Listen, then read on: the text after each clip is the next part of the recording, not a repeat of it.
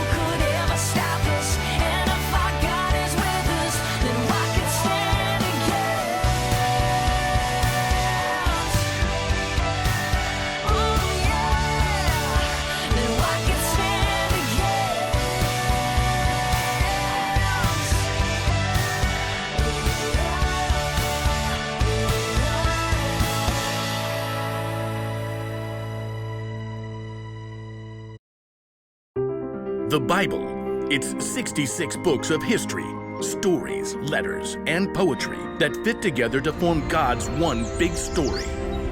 The epic adventure of how He created us and loves us so much that He made a way to rescue us. As we travel through the Bible, from Genesis to Revelation, we discover people who met God and found their lives changed forever. Now, for an amazing story, inspired by the book of Luke, chapter 2, verses 1 through 7. Mary's world had been turned upside down.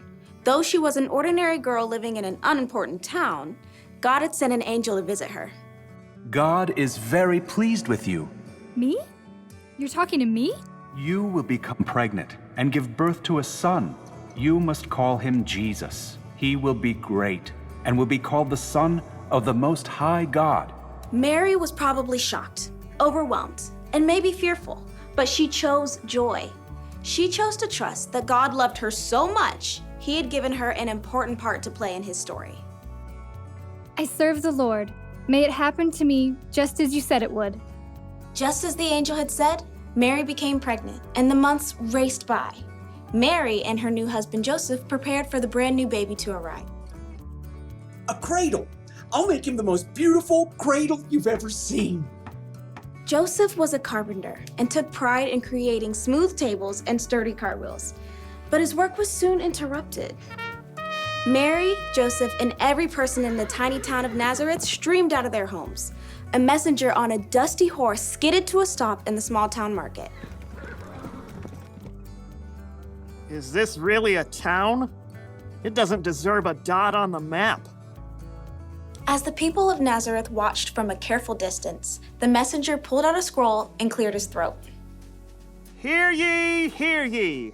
Caesar Augustus orders that everyone must go to their town of origin to be counted. Can't you just count us now? 1, 2, 3. No. The counting must be done properly and in order so we can make you pay lots of taxes. Farewell, and by that I mean good riddance. Mary and Joseph and their neighbors were left coughing in the dust. Joseph, we'll have to go to Bethlehem where your family is from. I'll go. You can't travel right now. Of course I can. Absolutely not. A short time later, Mary and Joseph set off on the long road to Bethlehem. Perhaps they recalled the words of the prophet Micah.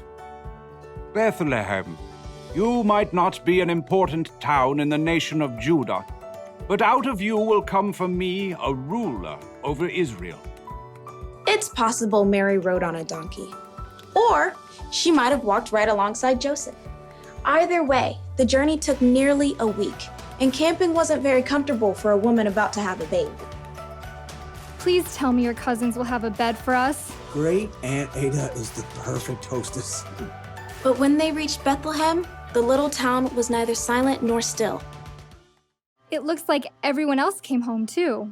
Well, if Aunt Ada doesn't have room, there's always Cousin Gideon.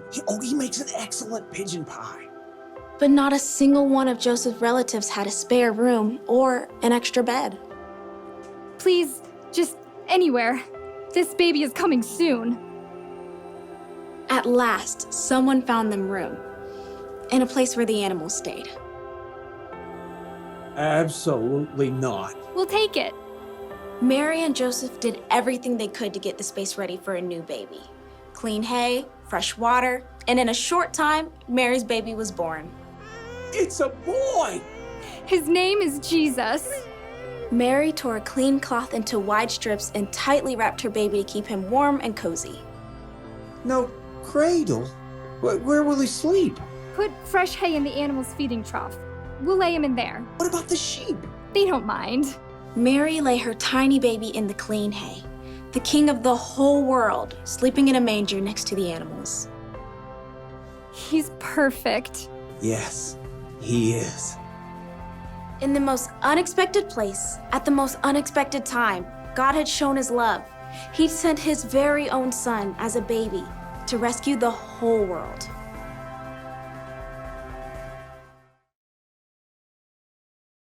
We hope you guys learned a lot today. Now that you've watched the video teaching, we encourage you to check out the parent guides on the Facebook page or here in the Family Ministry app. Yeah, thank you so much for joining us, and we'll see you next week.